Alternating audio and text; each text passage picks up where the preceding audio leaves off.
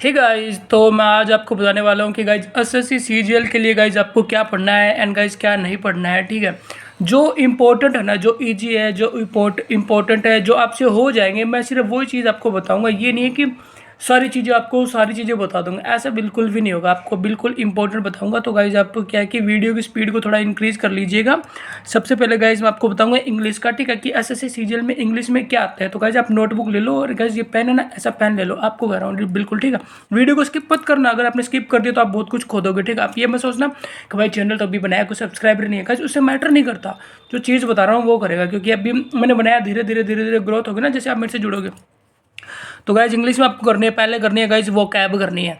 Daily के guys आप 10 vocab कर लो। ठीक है, डेली के 10 करोगे तो गाइज 3 महीने में कितनी हो जाएगी, आप खुद आइडिया लगा लो गाइज, 900 हो जाएगी। ठीक है, सिनोनिम्स एंड एंटोनियम्स करने हैं आपको, डेली के 10 करने हैं। ये भी आपको 10 करने पड़ेंगे भाई, आपको पढ़ना तो करने पड़ेंगे। मैं 30 मिनट में हो जाएंगे, दोनों हो जाएंगे। ठीक है, एंड गाइज उसके बाद है वन वर्ड सब करने पड़ेंगे आपको। ठीक है, देन गाइज ईडियम फ्रेज करने पड़ेंगे। ईडियम फ्रेज आपको ना इंग्लिश में सिर्फ 2 घंटे देने हैं दिन में, 2 घंटे। वो भी आपको ना ऐसे नहीं कि 2 घंटे में ऐसे खाना पूर्ति करनी है कि भाई दर दर दर दर पढ़ दिया, ऐसे नहीं है।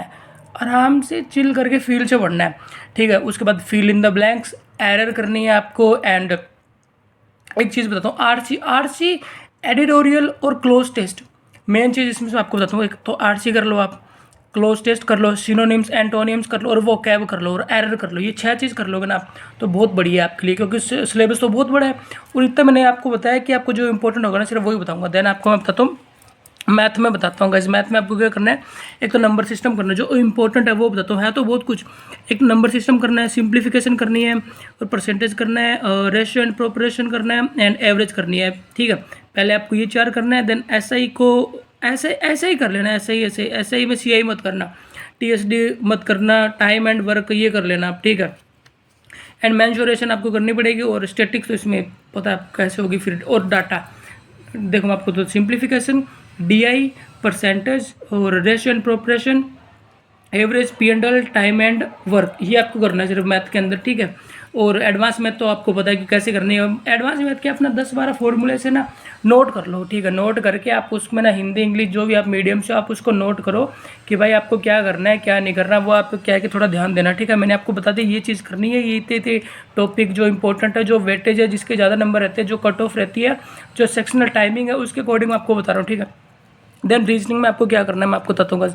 ब्लड रिलेशन तो आपको करना है, कोडिंग डिकोडिंग करनी है, सीरीज करनी है, क्लासिफिकेशन करना है, एनालॉजीज करनी है। एनालॉजीज तो हो जाएगा, बहुत ईजी है। ठीक है, देन सिलोक्स, अगर आपको सिलोक्स ना आए, कुछ भी ना आए, तो आप मेरे को कमेंट करो, मेरे को मैसेज करो, कहीं पे भी करो, आपको बताऊंगा 100%। ये मेरी गारंटी है सिलोक्स की। ठीक है, वेन डायग्राम आपको मैं बताऊंगा।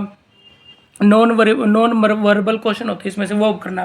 ठीक है, मेन आपको सेक्शनल टाइमिंग होता है, आपको सिलोक्स पे ध्यान देना है, और सीरीज पे करना है, कोडिंग डिकोडिंग ब्लड रिलेशन, ये आप एक बार 5 पे ध्यान दो। ठीक है, देन आपको मैं बताता हूँ जीके का बैटेज तो भाई आपको खुद को करना पड़ेगा। मैं आपको बता सकता हूँ जैसे वो बताया वैसे आपको करना पड़ेगा, क्योंकि इसको जितना पढ़ोगे, जितना घिसोगे, जितना पिटोगे, उससे में आपका होगा, वरना तो कुछ होने वाला है नहीं। उसके लिए करंट अफेयर करनी पड़ेगी, हिस्ट्री करनी पड़ेगी, जियोग्राफी भाई, Indian polity, economics, statics and GK. ओ भाई साहब ये तो बहुत ज़्यादा है, बट इसके अंदर मैं आपको एक चीज़ बताता हूँ। एक आप करो करंट अफेयर।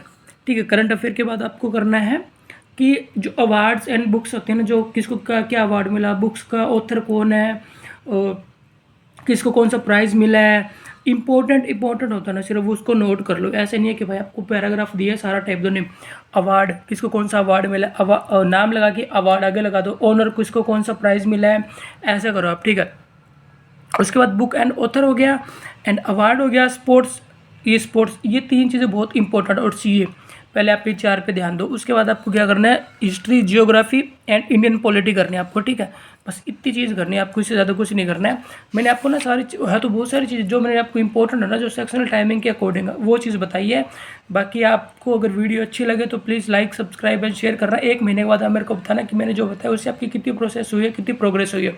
तो गाइस ख्याल रखो अपना और अपनी फैमिली का। गाइस वीडियो अच्छी लगे तो प्लीज़ लाइक करना, शेयर करना, सब्सक्राइब करना अपने 2 दोस्तों में। तो guys bye bye, take care, ख्याल रखो अपना और अपनी फैमिली का। Bye bye.